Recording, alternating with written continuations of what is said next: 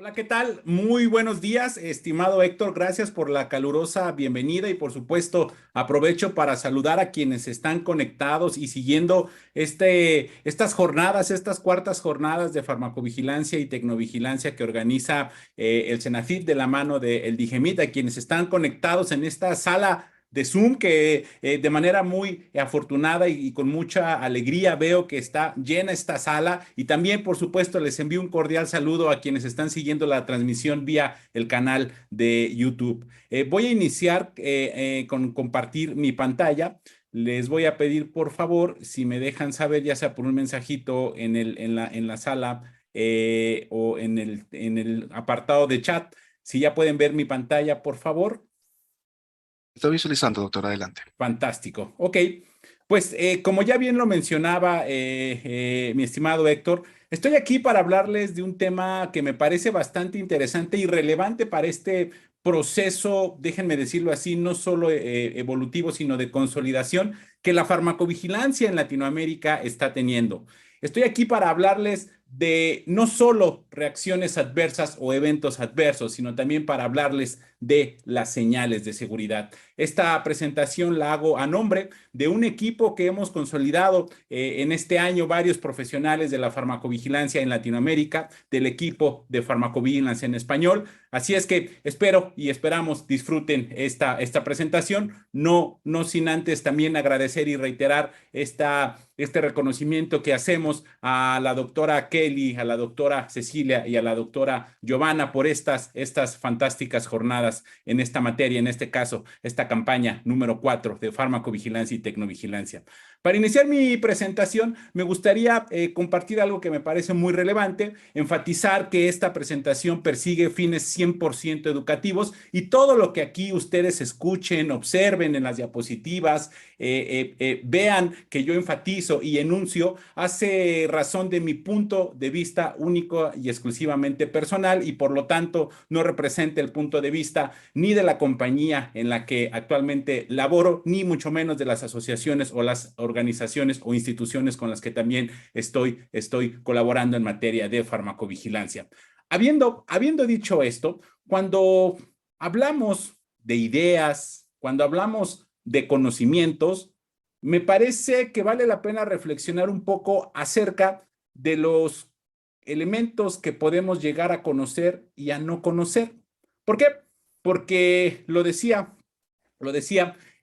un estadounidense que era parte el equipo militar de Estados Unidos, mencionaba, y lo mencionaba bastante bien, en el sentido de que, hablando de conocimiento, existen cosas que sabemos, las conocemos, pero también existen cosas que sabemos, no las conocemos, y no menos importante y relevante. También tendríamos que estar conscientes de que así como existen cosas que sabemos, nosotros las conocemos y que también sabemos, las desconocemos, también existen cosas que no sabemos, que no conocemos. No es un trabalenguas, no es algo que estoy compartiendo para hacerlos bolas o confundirlos. No, es algo que me parece muy importante compartir cuando hablamos de la salud y sobre todo del uso de medicamentos. ¿Y por qué hago énfasis en este rubro? Porque existen cosas que nosotros no sabemos que existen o que pueden existir. Déjenme les doy una perspectiva un poco más cercana y general de este tema. Algo que sabíamos que existía y que inició fue esta pandemia. Estos primeros casos en noviembre del 2019 de un coronavirus parecido al SARS. Sabíamos que se trataba de una enfermedad viral que afectaba nuestras funciones respiratorias, pero no sabíamos este mecanismo de operación, este mecanismo de poderle hacer frente y mucho menos a ese momento, a ese 17 de noviembre del 2019, a esos finales de años del 2019, mucho menos sabíamos, era algo que desconocíamos completamente, que se convertiría en una pandemia que fue declarada por parte de la Organización Mundial de la Salud en marzo del siguiente año. en marzo del 2020. Esto me parece nos permite ejemplificar, entender y sobre todo contextualizar el cómo estas tres aseveraciones que acabo de compartir con ustedes toman relevancia y nos abrazan en el día a día de nuestras actividades, en las actividades más generales. Y por lo tanto, si esto pasa en el ambiente más general, en el ambiente, en este caso de salud, el ambiente, el mundo, el universo de los medicamentos no se escapa de estos tres elementos. El que sabemos que conocemos cosas, el que sabemos que desconocemos cosas y el que no sabemos que desconocemos información o escenarios. Déjenme lo contextualizo un poco más hablando de medicamentos. El saber de los medicamentos, nuestro conocimiento de los medicamentos, inicia con su fase de investigación y desarrollo, sobre todo en esa fase donde hacemos pruebas en modelos animales o celulares. Esa fase que se conoce como la fase preclínica. Y ahí comenzamos a sentar estas bases de lo que conocemos de los medicamentos. Y es en el siguiente gran estadio, el de la fase clínica, ese que se caracteriza por las fases 1, 2 y 3, que ahora en ámbitos de pandemia vino a revolucionar los esquemas de hacer investigación clínica sin saltarnos, sin brincar ninguno de los componentes éticos de calidad y de cumplimiento regulatorio. Es en esta fase clínica donde comenzamos a confirmar y a descubrir nuevo conocimiento, pero donde también tenemos las bases para establecer elementos de decir, de poder comunicar tanto a las autoridades reguladoras como a quién, como a los pacientes y usuarios de los medicamentos, las cosas que sabemos, no conocemos de ese medicamento, no conocemos de esa vacuna. Por ejemplo, no sabemos cómo se comporta el perfil de seguridad en mujeres embarazadas o pacientes pediátricos, pero sí sabemos que a los usuarios que se les administraron estos medicamentos se le expresaron o se detectaron estos tipos de efectos adversos que fueron clasificados como reacciones adversas y que son de naturaleza leve, moderada o severa o que llevan a desenlaces graves derivado de su expresión. Y hasta aquí vamos consolidando los dos primeros elementos. Declarar lo que sabemos que conocemos de ese medicamento y declarar lo que sabemos no conocemos de ese medicamento. Y es en este momento, que los laboratorios, fabricantes e investigadores de medicamentos proveen esta información a las autoridades reguladoras para que evalúen si efectivamente esos beneficios que se están encontrando en las fases de investigación y desarrollo superan a sus riesgos. Y posterior a este momento, cuando se declara y cuando se evalúa por parte de las autoridades reguladoras que los beneficios superan a sus riesgos, es cuando nos adentramos en el mundo de la vigilancia del uso de la vida real de los medicamentos. Y es aquí donde comienzan a cambiar un poco las cosas. En ambos sentidos, tanto hacia sumar elementos que consoliden esta evaluación inicial, como a sumar elementos que nos pongan a reflexionar si esta evaluación inicial fue adecuada para los datos que ahora tenemos. No para los datos que antes de la investigación o que al momento de la investigación y desarrollo se contaban, sino con los que ahora tenemos. ¿Y esto cómo lo hacemos? Vigilando a los medicamentos, vigilando a las vacunas. Y quienes estamos embebidos en este mundo de la vigilancia de medicamentos y vacunas, sabemos que a esa materia se le llama farmacovigilancia y sabemos que a esa materia que se le denomina farmacovigilancia, cuando se habla de esta vigilancia de medicamentos y vacunas, usualmente existen dos grandes tipos de vigilancia. Aquella que consideramos de rutina y aquella que consideramos adicional. Es en estos dos grandes escenarios de llevar a cabo la vigilancia de los medicamentos y vacunas que descansa buena parte del hacer de las y los farmacovigilantes. Más allá de las diferentes alternativas que puedan existir entre estos dos grupos de vigilancia, me parece muy relevante contextualizar y compartir con ustedes qué es lo que nos otorga al final del día en materia de datos de seguridad cada una de ellas. La primera, la vigilancia de rutina, aquella que se integra del reporte espontáneo, aquella que se integra de la consolidación de los reportes agregados de seguridad, IPAs, RPS, PSURs, PIBRs, como se le llama en el resto del mundo. Ese tipo de vigilancia nos ayuda ¿a qué? A generar hipótesis, a generar elementos, a generar supuestos que deben ser confirmados. ¿Cómo confirmamos esas hipótesis? Usualmente cuando echamos mano de las actividades adicionales de farmacovigilancia. Es a través de estas actividades adicionales, como pueden ser los estudios de farmacovigilancia, los registros, etcétera, etcétera, etcétera. Los estudios observacionales es a través de estos tipos de farmacovigilancia adicional que llevamos a cabo la confirmación de las hipótesis que en los esquemas de rutina estamos logrando consolidar y constituir. Y sería muy natural entonces preguntarnos, o al menos reflexionar, ¿cuál tipo o cuál de estos tipos de vigilancia es mejor? ¿La de rutina o la adicional? Y aquí me gustaría preguntarles e invitar a todos los que nos están siguiendo en esta sesión de Zoom y aquellos que nos están siguiendo a través de la transmisión vía YouTube, que en el chat, en la zona de comentarios de estas dos plataformas, nos dejen saber ustedes, simplemente con lo que les diga su corazón, lo que les diga su experiencia, lo que les diga el sentir de lo que les acabo de compartir, cuál es la vigilancia que ustedes consideran mejor, la de rutina o la adicional.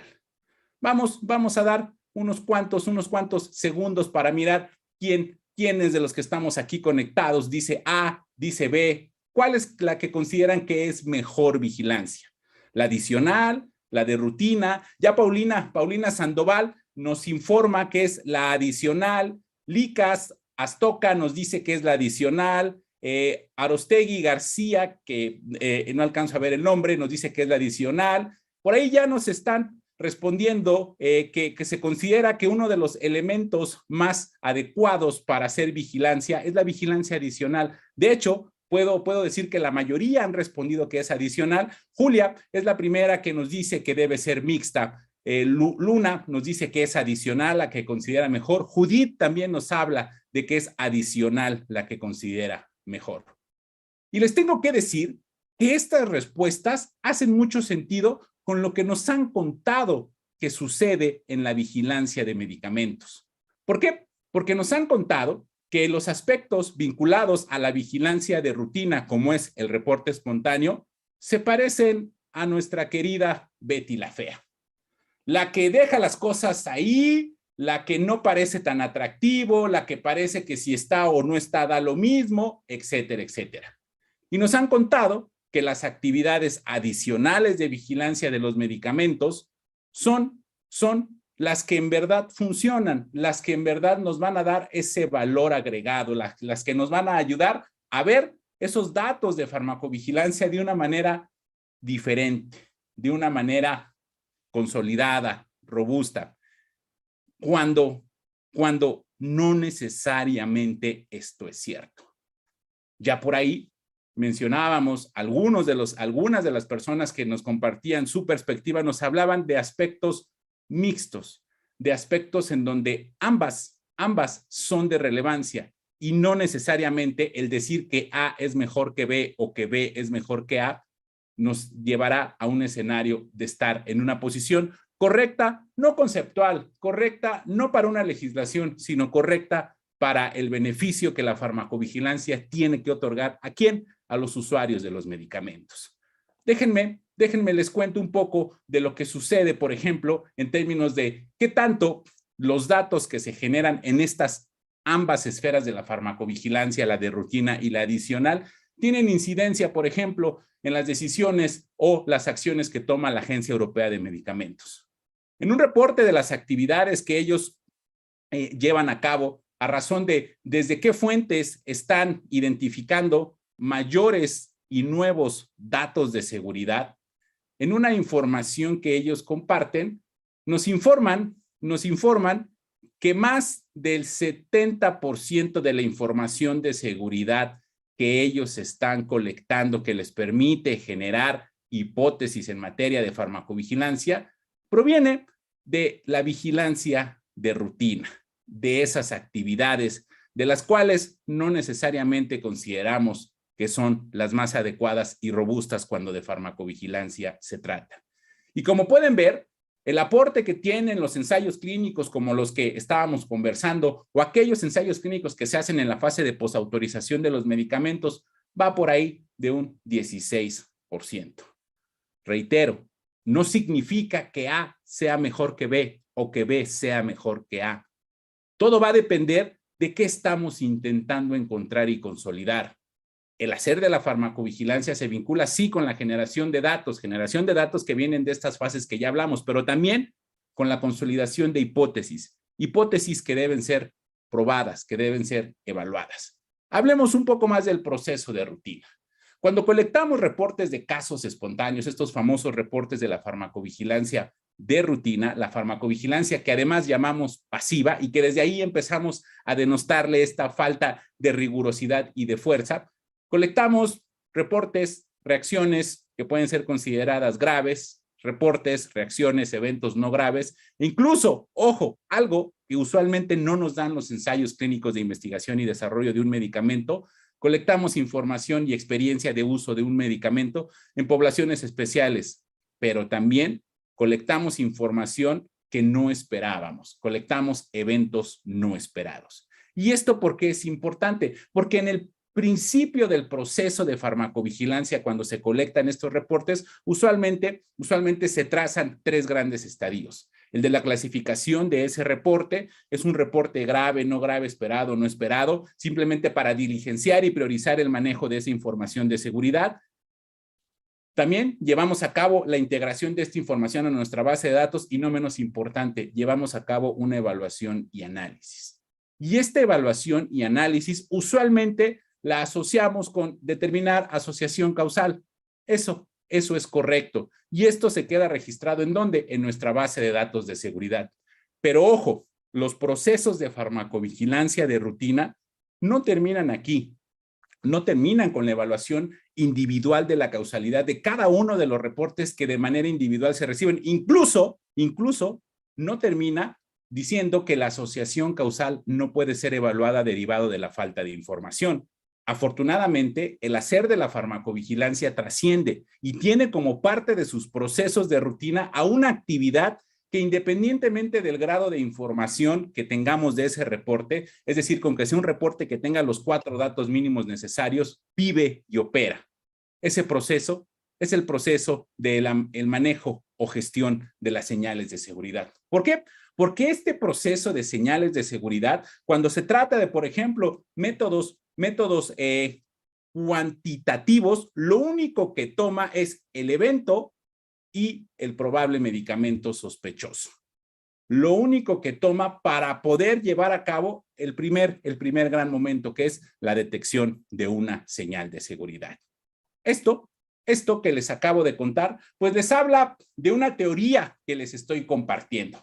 Les habla de lo que en papel se escribe. Déjenme comparto con ustedes tal vez lo que en el mundo de la vida real sucede a razón de esta información y de este proceso. Comencemos con los datos generados para la investigación y desarrollo de una de las vacunas que se comenzaron a utilizar para hacerle frente a esta pandemia.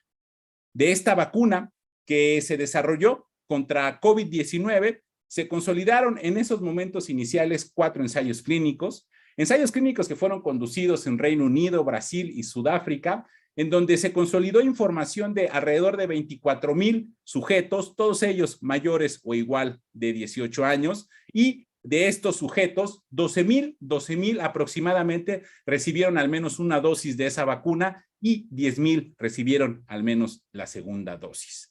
¿Hasta cuándo se llevó a cabo el seguimiento para cada uno de estos sujetos, especialmente después de la segunda dosis? Se realizó un seguimiento que consistió en 81 días después de haber administrado la segunda dosis. Es decir, prácticamente 2 meses y medio después de haber recibido la segunda dosis, esos sujetos continuaron siendo monitoreados por ese laboratorio fabricante, desarrollador de esa vacuna. ¿Qué se obtuvo? ¿Qué se obtuvo de este proceso de investigación y desarrollo? Lo que ya conocemos a razón de las reacciones vinculadas con la reactogenicidad esperada de las vacunas, lo que obtuvimos fue este gráfico, este dato, esta tabla, este marco de reacciones adversas esperadas a una vacuna. Sensibilidad en el lugar de inyección, dolor en el lugar de inyección, etcétera, etcétera. Es decir, a razón de la investigación y desarrollo de la vacuna, lo que nosotros pudimos validar es que existen cosas que sabemos, las conocemos. Es decir, que los efectos, las reacciones adversas esperadas para una vacuna, cualquier tipo de vacuna, independientemente de su tecnología, que a razón de COVID-19 hablamos de ARN mensajero, vector viral, etcétera, etcétera, estaría sucediendo lo que esperamos que suceda. Primer premisa revisada. Pero también, a razón de esa investigación y desarrollo y a razón de los requisitos regulatorios que se le solicitaron a estos desarrolladores de las vacunas contra COVID-19 para poder obtener la autorización para uso de emergencia, también se consolidó un gran entregable de la farmacovigilancia que está muy de moda y muy en auge, sobre todo en Latinoamérica. El famoso plan de manejo de riesgos o plan de gestión de riesgos, donde este plan de manejo de riesgos o plan de gestión de riesgos para esa vacuna en particular, en su versión número 1, teniendo un punto de corte del 4 de noviembre del 2020, lo que se consolidó en términos de las preocupaciones de seguridad fue lo siguiente: como riesgos importantes identificados, derivado de que los efectos o las reacciones adversas observadas durante la fase de investigación y desarrollo fueron leves y moderadas, se declaró a esa versión 1, a ese noviembre del 2020, que no había riesgos importantes identificados. Y en términos de los riesgos importantes potenciales, pues se habló de esto que se vino generando para cualquier tipo de vacuna. Por ejemplo, alteraciones en el sistema nervioso, el mismo agravamiento de la enfermedad a consecuencia de la vacunación, y como ya teníamos el antecedente de las reacciones de anafilaxia con esas vacunas de ARN mensajero, se integró como un riesgo importante potencial la anafilaxis. Hasta aquí hablamos de lo que sabemos, conocemos. Pero también, como parte de un plan de manejo de riesgos, se integra algo que se denomina la información faltante.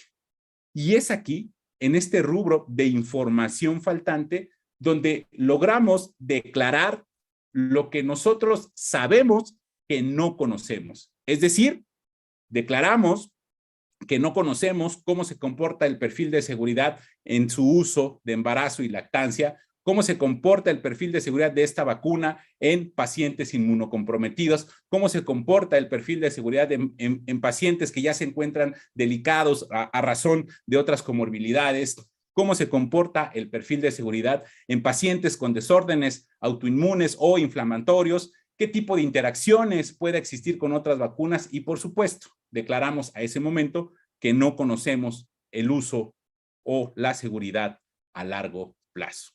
Es decir, aquí llegamos a la segunda premisa. Declaramos las cosas que sabemos que no conocemos, porque yo sé que no conozco cómo se comporta el perfil de seguridad en esa población o en ese tipo de población o en ese modo de uso de la vacuna. Pero la historia no termina aquí. Esta historia me parece que ustedes la conocen bastante bien. ¿Qué pasó después? Resulta ser que iniciamos la película de la vida real. Iniciamos el hacer de la farmacovigilancia en los escenarios de la vida real.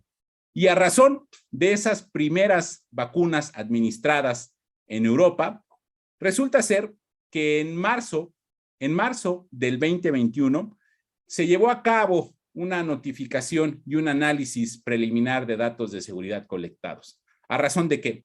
A razón de que, habiendo administrado 9.2 millones de dosis de vacunas, colectándose en total 28,000 reportes de seguridad de farmacovigilancia, se habían identificado casos de eventos embólicos y trombóticos. Estos 14 días después de la vacunación en pacientes de alrededor de 55 años de manera primordial en mujeres, es decir, en pacientes del género femenino. Se evaluó la información y ahí como parte de todo el proceso de investigación de estos escenarios de seguridad, pues se descartó que hubiese alguna vinculación con alguna falla en el proceso de fabricación de la vacuna o con la calidad de la misma. Y a ese momento se estableció que el número de casos que estábamos recibiendo resultaba darnos una tasa inferior a el número de casos o acontecimientos que suceden de este tipo de eventos en la población en general, es decir, en la población que no esté vacunada o que no haya recibido una vacuna. Pero aquí, gracias a esta información, cambiamos nuestra perspectiva de la vigilancia de esa vacuna. ¿Por qué? Porque es aquí cuando pudimos, con otra perspectiva, con otro ángulo, no con ese ángulo que nos habla o que nos demanda esa farmacovigilancia enfocada en lo que sabemos que conocemos y en lo que sabemos que no conocemos, ese ángulo que nos da más perspectiva y más contexto de lo que puede estar sucediendo o no, gracias a esa otra vigilancia, a la vigilancia que se genera de las actividades de rutina, pudimos encontrar que existen escenarios de seguridad asociados al uso de esa vacuna que no estimábamos y que no anticipábamos. Es decir, pudimos confirmar que existen cosas que no sabemos y que no las conocemos, y es a partir de esta información de seguridad que se dio origen a clasificar a estos efectos embólicos trombóticos que después tomaron el nombre de síndrome de trombosis con trombocitopenia como una señal de seguridad. Y esta señal de seguridad, como el proceso de señales de seguridad lo demanda, comenzó a ser sujeto de una evaluación exhaustiva. ¿Por parte de quién? Por parte de las autoridades reguladoras, por parte de la Agencia Europea de Medicamentos en Europa. Y resulta ser que prácticamente un mes después, sabíamos en abril del 2021, que a razón de los 25 millones de personas vacunadas, se habían colectado 62 casos de trombosis del seno venoso cerebral y 24 casos de trombosis de la vena esplácnica, con un total de 18 casos con desenlace fatal. Esta información ahora nos dio el otro contexto, donde la tasa esperada de este tipo de efectos a ese punto de corte sobrepasaba a la tasa que se había observado en la población en general, es decir, en la población que no había recibido alguna vacuna. Y fue gracias a este proceso de señales de seguridad que se logró establecer algo muy importante. El famoso Comité de Evaluación de Riesgos en Farmacovigilancia, el famoso PRAC, el 7 de abril, publicó este primer comunicado, donde enfatizaban y establecían que ellos habían encontrado un vínculo entre una reacción adversa muy rara y el uso de esta vacuna con la expresión de este tipo de efectos, de este síndrome de trombosis con trombocitopenia. ¿Cómo llegamos hasta aquí? ¿Cómo hicimos posible esto? ¿Cómo la ciencia de la farmacovigilancia lo hizo posible? La respuesta me parece que ahora resulta ser un poco más obvia a razón de lo que les he estado compartiendo. Esto fue gracias a llevar a cabo la gestión de las señales de seguridad. Fue gracias a la implementación y al proceso que existe en Europa de las señales de seguridad. ¿Por qué? Porque este proceso, como lo pueden ver en pantalla, se define como un conjunto de actividades que evalúa información de seguridad en aras de ¿qué? De evaluar y determinar si existen nuevos riesgos que se asocien con el uso de un medicamento o si los riesgos que ya conocemos han cambiado. Este proceso se integra de 5 grandes componentes desde una perspectiva general. El primero consiste en poder ser capaz de identificar esa señal de seguridad, para posteriormente validarla, para efectivamente decir si estamos o no enfrente de un supuesto, de una hipótesis de riesgo, como se les denomina o se les define a las señales de seguridad. Una vez que la señal es validada, comenzamos a hacer análisis y priorización de señales, porque no todas las señales de seguridad tienen la misma prioridad. Todo esto va a depender de diferentes factores, como por ejemplo el desenlace o la gravedad del efecto de seguridad. Para así hacer el ejercicio más importante en esta materia, la investigación, la evaluación de la señal, en aras de poder ser capaces de recomendar o de emitir acciones, comunicados, información que le permita a la población no solo conocer que existe un nuevo aspecto de seguridad que no conocíamos previamente, sino también dejarle saber a la población qué deberíamos poder estar logrando realizar a razón de ese efecto de seguridad. Varios de los que estamos aquí conectados probablemente recordaremos que en Europa, a razón de este primer comunicado del 7 de abril, posteriormente se actualizaron los documentos de uso de este medicamento y se le informó a la población y a los profesionales de la salud qué deberían estar ellos considerando como esos signos o síntomas que pudiesen estarles dando una luz, que pudiesen estarles indicando que se encontraban en la antesala de la formación de un trombo vinculada con esta disminución de las plaquetas en sangre. Esa razón de este proceso que hace parte de la farmacovigilancia y vigilancia de rutina que se han logrado establecer e identificar estos nuevos aspectos que no esperábamos y que no anticipábamos sobre todo. Esto en Europa, pero lo mismo en Estados Unidos. Lo mismo pasó con la otra vacuna de la misma tecnología, la de vector viral, donde en Estados Unidos, de hecho, se hizo una pausa en la vacunación por aproximadamente 2 semanas, se analizó la información y a ese momento se determinó que los beneficios continuaban siendo mayores que los riesgos a consecuencia del uso de esa vacuna. Pero ojo, este proceso de la gestión de las señales de seguridad, ustedes se han de anticipar, así como en la mayoría de los procesos en farmacovigilancia, es un proceso que no depende de una sola persona o de un solo equipo. Es un proceso que involucra la participación de al menos diferentes perfiles, diferentes expertos en el mundo de la salud y los medicamentos en cuestión. Por supuesto, se necesita de un farmacovigilante o de una farmacovigilante que nos ayude a entender esta metodología de gestión de señales de seguridad, pero también se necesita de los colegas clínicos que conocen la enfermedad, que conocen cómo se expresa esa enfermedad para la cual probablemente el medicamento está siendo utilizado y que también conocen los aspectos clínicos del efecto que estamos evaluando y no menos importante, un farmacólogo que además entiende muy bien cómo opera ese medicamento y el grupo de medicamentos al cual hace parte dicho medicamento. Este proceso de señales de seguridad es exitoso y toma relevancia cuando logramos integrar estos diferentes perfiles. Sin embargo, acá en nuestra región latinoamericana, pareciera que nos enfrentamos a un dilema como el que vivió Woody, donde tendríamos que decidir qué utilizamos para vigilar a nuestros medicamentos. Nuestras actividades de rutina, de la mano de ese vaquero que aparecía en la televisión en los años 50 y 60, o de la mano de la vigilancia nueva, la innovadora, de la mano de Buzz Lightyear. Y pareciera que nos enfrentamos a ese escenario. E incluso les tengo que decir que pareciera que tomamos la misma decisión que Woody. ¿Por qué? Porque hablando de farmacovigilancia en Latinoamérica, tenemos consolidado bastante bien el entendimiento de los procesos que le dan vida. Uno de los primeros entregables es el reporte de casos individuales. El segundo, sabemos que existe el proceso de señales de seguridad. El tercero, sabemos que se debe hacer la evaluación agregada de esos datos de seguridad a través de los reportes agregados. Y hoy en día echamos mucho mano de la gestión del riesgo a través de los planes de gestión del riesgo o planes de manejo del riesgo.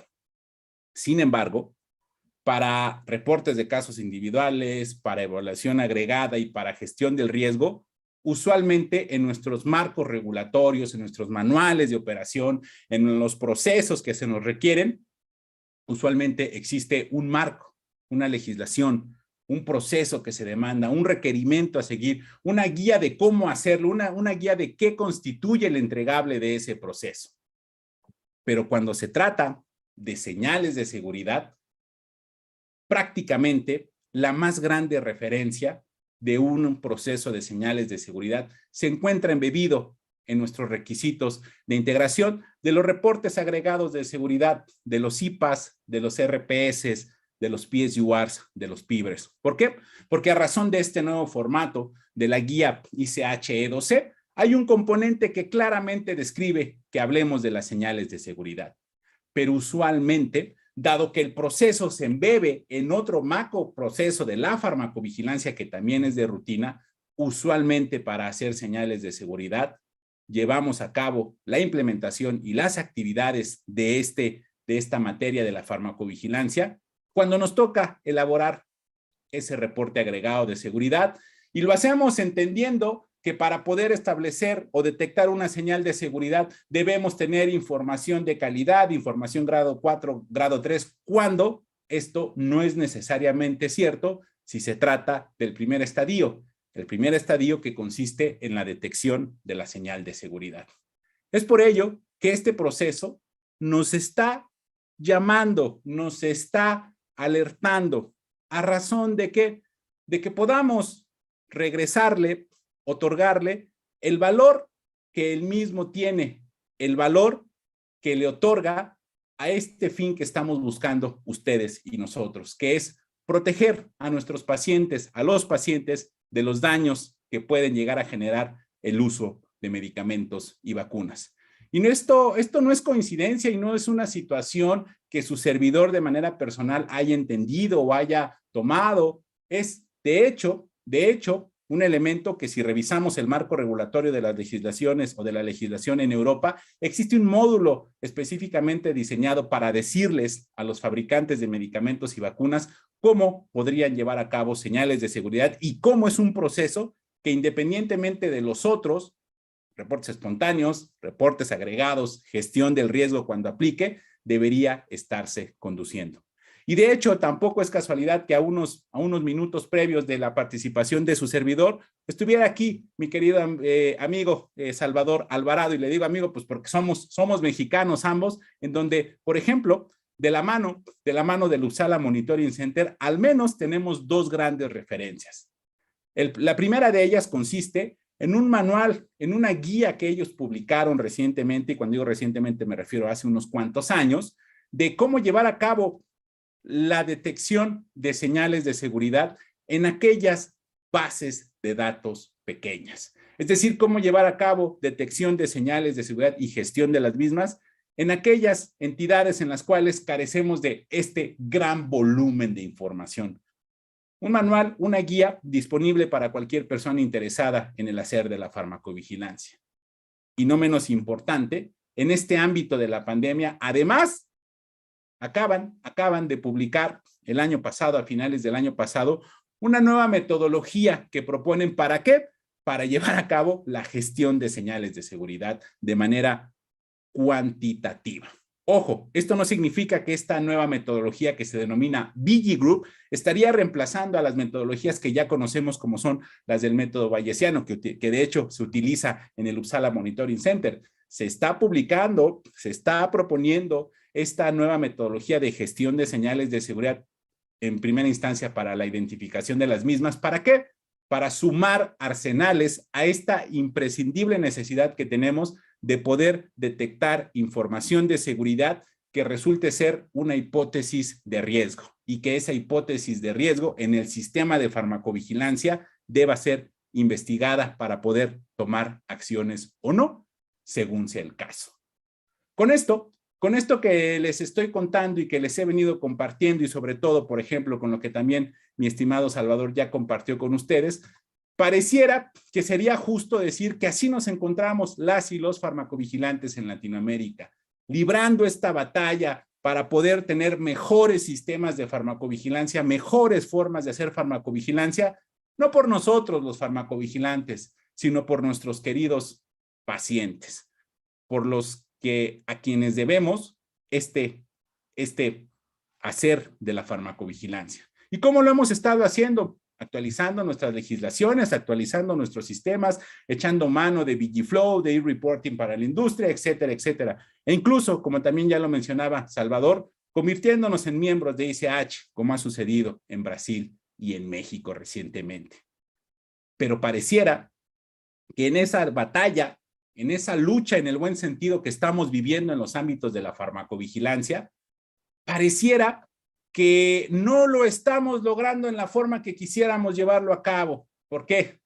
Porque aparece este susurro que nos ha venido acompañando por varios años. Pero este susurro y esta duda que se siembra en nosotros, no de una manera positiva, sino de una manera negativa. ¿Por qué? Porque nos mencionamos y hacemos mención, hacemos eco de que en Latinoamérica no reportamos información de seguridad. Por lo tanto, las actividades de rutina no son buenas, no son adecuadas y entonces vayámonos a la farmacovigilancia adicional. O incluso con esta evolución que está teniendo la farmacovigilancia en Latinoamérica, varias de nuestras legislaciones están exaltando el presentar planes de manejo de riesgos o de gestión del riesgo y el de llevar a cabo estudios de farmacovigilancia pensando que estos son mejores que nuestra muy, muy provechosa y útil farmacovigilancia o vigilancia de rutina. Cuando, la verdad, por lo que les he compartido, no por lo que yo digo, sino por los datos que nos ha mostrado el mundo de la farmacovigilancia, esto no necesariamente es cierto. Y entonces pudiésemos pensar que, pues bueno, si no tenemos sistemas de hablar de la gestión de señales de seguridad, si no hay este marco regulatorio que les permita a los fabricantes, a los hospitales, a los que somos parte de estos sistemas de vigilancia de los medicamentos en nuestros países, si no tenemos eso, ¿no podemos hacer algo? No, la verdad es que sí. La verdad es que cuando se trate de hacer farmacovigilancia, me parece que en ustedes, en nosotros, en su servidor, está el empezar a no solo hablar de reacciones adversas y eventos adversos. Y considerar que la vigilancia que llevamos a cabo nosotros de los medicamentos y las vacunas que se investigan y se utilizan en nuestra querida región latinoamericana también debe estar abrazada, también debe estar soportada en el proceso de señales de seguridad.